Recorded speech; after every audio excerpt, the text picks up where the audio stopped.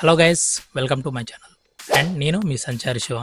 So guys, నేను అనుభవించిన పాఠాలతోనే కొన్ని విషయాలు మీకు కూడా తెలియజెప్పడానికైతే వీడియో చేయడం జరుగుతుంది. అండ్ దీనికి సంబంధించి ఈ వీడియో అయితే కొంచెం లెంతీగా ఉండొచ్చు. సో గైస్, ఇవాళ రేపు ప్రతి ఒక్కరు స్మార్ట్ ఫోన్ అయితే యూజ్ చేస్తున్నారు. సో స్మార్ట్ ఫోన్ యూజ్ చేయడం అంటే చాలామంది ఖరీదైన ఫోన్లే వాడుతున్నారు అనమాట. సో ఒకసారి ఫోన్ ఇంకా డ్యామేజ్ అయింది అనుకోండి, సో మనం చాలా అమౌంట్ అనేది సర్వీసింగ్ సెంటర్లకు అయితే ఇవ్వాల్సి ఉంటుంది. సో స్పేర్ పార్ట్స్ కూడా చాలా ఖరీదైన స్పేర్ పార్ట్స్ అయితే మనం మార్చుకోవాల్సి ఉంటుంది. సో దీనివల్ల ఏమైందంటే మనం ఫోన్ కొన్న తర్వాత కూడా ఫోన్ని మనం మెయింటైన్ చేయడానికి చాలా డబ్బులు అయితే ఖర్చు అవుతున్నాయి. సో ఇదంతా నాకు ఎలా తెలిసింది అని మీరు అనుకోవచ్చు. అండ్ సో గైస్, నేను OnePlus ఫోన్ అయితే కొనడం జరిగింది. అండ్ దీనికి నేను 5 times కాంబోని, అంటే దీని స్క్రీన్ని రిప్లేస్మెంట్ అయితే చేయడం జరిగింది. అంటే 5 times అంటే అర్థం చేసుకోండి, నేను కొంచెం నెగ్లెక్ట్గా ఉండడం వల్లనే అండ్ నేను 5 times అనేది దీనికి స్క్రీన్ రిప్లేస్మెంట్ అనేది చేయడం జరిగింది. సో దీనివల్ల నాకేమైందంటే ఫోన్ కొన్న అమౌంట్ కంటే ఎక్కువ డబ్బులు నేను స్క్రీన్ రిప్లేస్మెంట్కే పెట్టాల్సి వచ్చింది. సో దీనికి కారణం ఏంది అని నేను సెర్చ్ చేసినప్పుడు నాకు చాలా ఇంట్రెస్టింగ్ విషయాలు అయితే తెలిసినాయి. సో ఈ విషయాలు మీకైతే చాలా బాగా ఉపయోగపడతాయి. ఈవెన్ నాకు కూడా చాలా బాగా ఉపయోగపడ్డాయి. అండ్ ఇవి మీతో షేర్ చేసుకుంటే మీరు కూడా మీ డబ్బులను వృధా కాకుండా కాపాడుకోవచ్చు అని అయితే నేనైతే భావిస్తున్నా. సో ఈ వీడియో మీకు ఇన్ఫర్మేటివ్గా అనిపిస్తే ఖచ్చితంగా మీ ఫ్రెండ్స్కి అయితే షేర్ చేయండి. అండ్ మీరు ఈ వీడియోని చివరిదాకా చూస్తేనే మీ ఫోన్ని మీరు ఎలా కాపాడుకోవాలో మీకైతే తెలుస్తుంది. సో గైస్, నేను ఇప్పుడు మీకు పాయింట్స్ వైజ్గా అయితే మీకైతే వివరించడం జరుగుతుంది. అండ్ పర్సంటేజ్ వైజ్గా, డ్యామేజ్ పర్సంటేజ్ వైజ్గా మీకు అడుగుతుంది. సో కాబట్టి మీరు కొంచెం కేర్ఫుల్గా లిసన్ చేయండి. And phone, so first of all మనం ఫోన్ కొన్నప్పుడు సో మనం ఒక 20,000 30,000 ఈవెన్ 1 lakh పెట్టి మన ఫోన్ అయితే బై చేస్తాం. కానీ దాని ప్రొటెక్షన్కి చాలామంది ఇన్సూరెన్స్ అయితే తీసుకోరు. సో గైస్, మీరు ఖచ్చితంగా స్క్రీన్కి రిప్లేస్మెంట్కి ఖచ్చితంగా 200 300 ఉంటుంది. ఖచ్చితంగా మీరు స్క్రీన్ రిప్లేస్మెంట్ అయితే తీసుకోండి. ఖరీదైన ఫోన్లు కొన్నప్పుడు ఏమవుతుందంటే అండ్ మీరు స్క్రీన్ రిప్లేస్మెంట్ తీసుకోకపోతే మీకు దాదాపు హాఫ్ అమౌంట్ మీ యొక్క ఫోన్ స్క్రీన్కి ఇవ్వాల్సి వస్తుంది. చాలామంది ఇన్సూరెన్స్ అయితే తీసుకోకుండానే ఫోన్ బై చేస్తారు. అండ్ వాళ్ళు ఎలా ప్రివెంట్ చేసుకోవాలి అండ్ ఈ కాస్ట్ నుంచి ఎలా తప్పించుకోవాలి అనేది ఇప్పుడు మీకు చెప్తాం. ఇన్సూరెన్స్ లేని వాళ్ళ కోసం అయితే మీరైతే ఫోన్ని మీరు కాపాడుకోవడానికి కొన్ని టిప్స్ అయితే ఫాలో అయితే అండ్ మీ ఫోన్ అయితే ఇంకా బాగా జాగ్రత్తగా చూసుకోవచ్చు అనమాట, జాగ్రత్తగా ఉంచుకోవచ్చు. అండ్ నౌ ఇప్పుడు మీరు ఫోన్ కొన్న తర్వాత ఫస్ట్ ఆఫ్ ఆల్ ఫోన్ని కింద పడకుండా అయితే చూసుకోండి. అండ్ కింద పడకుండా ఎలా చూసుకోవాలని మీరైతే అనుకుంటారు. అండ్ కింద పడకుండా చూసుకోవడానికి కొన్ని అయితే టిప్స్ అయితే ఉంటాయి. అండ్ ఫోన్ని ఎప్పుడైతే మీరు యూజ్ చేస్తూ ఉంటారో అండ్ సో మన అజాగ్రత్త ఉన్నప్పుడు మాత్రమే మన ఫోన్ అనేది మన చేతుల నుంచి జారిపడుతుంది. అండ్ ఈ మధ్య ఫోన్లు గ్లాస్ ఫిట్టింగ్తోని అండ్ చాలా స్మూత్గా అయితే రావడం జరుగుతుంది. సో అవి మన ఫోన్ ఇలా చేతిలో పట్టుకోగానే అలా జారి కింద పడితే పడుతున్నాయి. సో అలా కింద పడ్డప్పుడు ఫోన్ అయితే పూర్తిగా డ్యామేజ్ అవ్వడం జరుగుతుంది. సో మీరు ఏం చేస్తారంటే ఖచ్చితంగా పౌచ్ అనేది వాడండి. సో ఫోన్ కింద పడేటప్పుడు మన అజాగ్రత్త అనేది చాలా ఇంపార్టెంట్ అనమాట. సో మీరు అజాగ్రత్తగా ఉండడం వల్లనే ఫోన్ అయితే కింద పడుతుంది. సో ఫోన్ మీరు జేబులో నుంచి బయటికి తీసేటప్పుడు అండ్ చాలా జాగ్రత్తగా దాని మీద శ్రద్ధతోనైతే ఫోన్ అయితే బయటికి తీయండి. అండ్ దాంతో పని అయిపోయిన తర్వాత మళ్ళీ ఫోన్ని మళ్ళీ జేబులో పెట్టేటప్పుడు మీరు శ్రద్ధతోని ఫోన్ని కరెక్ట్గా జేబులో అయితే ఫిట్ చేసుకొని పెట్టుకోండి. మీ యొక్క పాయింట్కి కానీ లేకపోతే పాకెట్కి కానీ జిప్స్ ఉన్న పాకెట్స్ని అయితే యూజ్ చేయండి. అండ్ ఇవి ఇంకా మీ యొక్క ఫోన్ని ప్రొటెక్ట్ అయితే చేస్తాయి.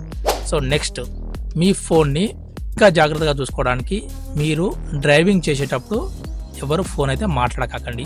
అండ్ మనం వైల్ డ్రైవింగ్ చేసేటప్పుడు సడన్గా బ్రేక్ వేయాల్సి రావచ్చు, లేకపోతే ఇంకేదైనా ప్రమాదం జరగవచ్చు.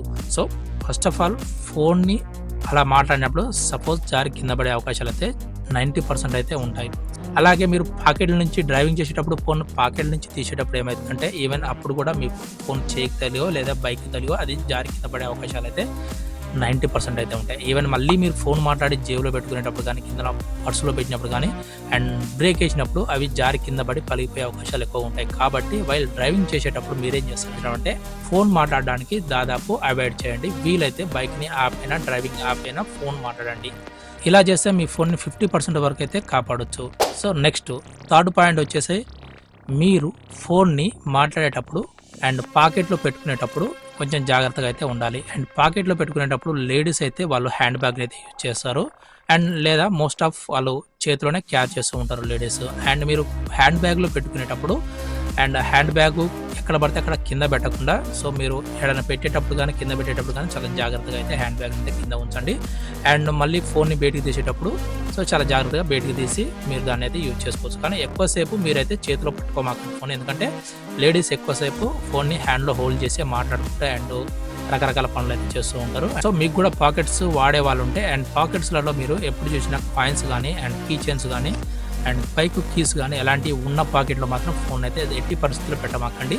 అండ్ ఇలా పెట్టినప్పుడు ఏమవుతుందంటే సో అవి ఫోన్కి కొట్టుకుపోయి పలిగిపోయే అవకాశాలు అయితే 70% వరకు అయితే ఉంటాయి. ఇలా చేస్తే మీ ఫోన్ని దాదాపు 70% వరకు అయితే కాపాడొచ్చు. అండ్ నెక్స్ట్ ఎవరైతే విలేజ్లలో ఉండేవాళ్ళు కానీ కొంతమంది అఫీషియల్గా ఉండేవాళ్ళు కానీ ఫోన్ని పై పాకెట్లో ఎక్కువగా వాడుతూ ఉంటారు. అండ్ ఇలా పై పాకెట్లో వాడేటప్పుడు ఫోన్ అనేది మనం కిందికి వంగినప్పుడు కానీ లేదా బైక్ డ్రైవ్ చేసేటప్పుడు సడన్ బ్రేక్లు పెట్టినప్పుడు కానీ అది ఆ ఫోన్ అనేది జారి కింద పడిపోవడానికి చాలా అవకాశాలు అయితే ఉన్నాయి. సో ఇలా మీరు చేసేటప్పుడు జేబులో మీరు ఫోన్ని వాడకపోవడం చాలా మంచిది. అండ్ ఎంతసేపు ఉన్నా కూడా ఫోన్ని మీరు పాయింట్ పాకెట్లో కానీ లేదా బ్యాక్ ప్యాకెట్లో కానీ వాడడం చాలా వరకు మంచిది. ఇలా చేస్తే మీ ఫోన్ని 70% వరకు అయితే డ్యామేజ్ నుంచి అయితే కాపాడొచ్చు. సో మరి ఇంకా మీ ఫోన్ని 100% కాపాడాలంటే మీరు కనుక గ్యాడ్జెట్స్ యూజ్ చేసినట్లయితే మీ ఫోన్ యొక్క డ్యామేజ్ పర్సంటేజ్ని ఇంకో 10% అయితే పెంచుకోవచ్చు. అండ్ దీనికోసం మీరు మీ ఫోన్లకు కొన్ని పౌచ్లు కానీ లేదా స్క్రీన్ ప్రొటెక్షన్ గ్లాసెస్లు కానీ వాడడం చాలా వరకు మంచిది. అండ్ ఇలాగా మీరు ఫోన్కి బ్యాక్ పౌచ్ లేదా స్క్రీన్ ప్రొటెక్షన్ గ్లాస్ వేసుకున్నట్లయితే మీ ఫోన్ యొక్క లైఫ్ టైం ఇంకో 10% అయితే పెంచుకోవచ్చు. అండ్ ఓవరాల్గా ఇప్పుడు 80% అయితే అయిపోయింది. అండ్ 90% వరకు మీ యొక్క ఫోన్ని కాపాడాలనుకుంటే వీటి కోసం మీరు ఖరీదైన కొన్ని గ్యాడ్జెట్లను అయితే ఉపయోగించాల్సి ఉంటుంది. సో ఈ గ్యాడ్జెట్స్ మీకు ఆన్లైన్లో అయితే చాలా వరకు అయితే ఉన్నాయి.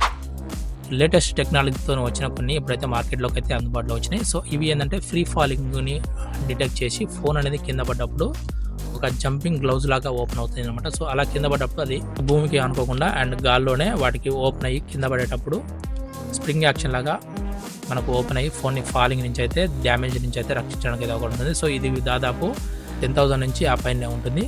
చాలా ఎక్కువ ఖరీదైన ఫోన్లు వాడేవాళ్ళు సో వీటిని అయితే మీరు బై చేసి అండ్ మీ ఫోన్కి అయితే యూజ్ చేసినట్లయితే మీ ఫోన్ యొక్క లైఫ్ టైం అయితే పెంచుకోవచ్చు.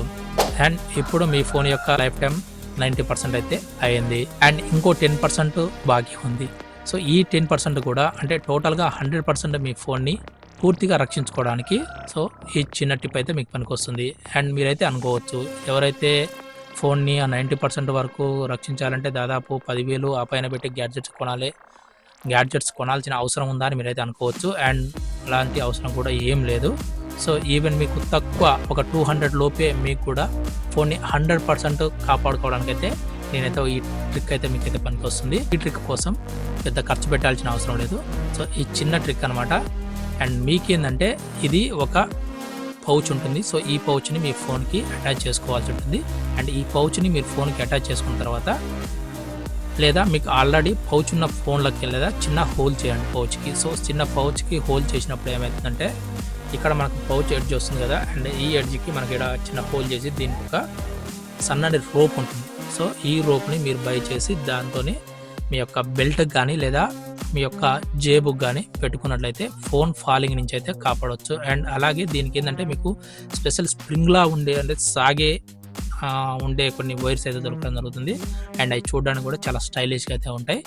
అండ్ మీరు ఫోన్ని ట్రావెలింగ్ చేసేటప్పుడు కానీ ఈవెన్ బెడ్లకి ఎప్పుడైనా తీసుకెళ్ళాలి కానీ మీరు ఆ కేబుల్ని అనేది ఫోన్ పౌచ్కి అటాచ్ చేసి అండ్ ఆ రింగ్కి అటాచ్ చేసి మీ యొక్క బెల్ట్ కానీ లేదా జేబు కానీ పెట్టుకున్నట్లయితే ఎప్పుడైనా మన చేజారి కిందికి పడ్డది అనుకోండి అండ్ అది ఏమవుతుందంటే మనకు మొత్తానికి భూమి మీద పడకుండా కొద్దిగా మోకాళ్ళ కంటే కొంచెం తక్కువ కిందికి వచ్చి అది అనేది ఫాలింగ్ నుంచి అయితే మన ఫోన్ అయితే రక్షిస్తుంది. సో ఇలాంటి గ్యాడ్జెట్స్ని మీరు ఇంకా వాడిరు అనుకోండి మీ ఫోన్ని 100% ప్రొటెక్షన్ చేసుకోవచ్చు డ్యామేజ్ నుంచి. సో గైస్ ఈ టిప్స్ మీకు ఎలా అనిపించినాయో ఖచ్చితంగా కామెంట్ చేయండి. సో ఈ టిప్స్ కనుక మీకైతే నచ్చినట్లయితే ఈ వీడియోని మీ ఫ్రెండ్స్ కూడా షేర్ చేయండి. అలాగే మరిన్ని వీడియోల కోసం మన సంచారి శివ ఛానల్ని అయితే సబ్స్క్రైబ్ చేసుకోండి. సో మళ్ళొక వీడియోలో మళ్ళీ మీ ముందుకు వస్తా. అంతవరకు సెలవు. Bye bye.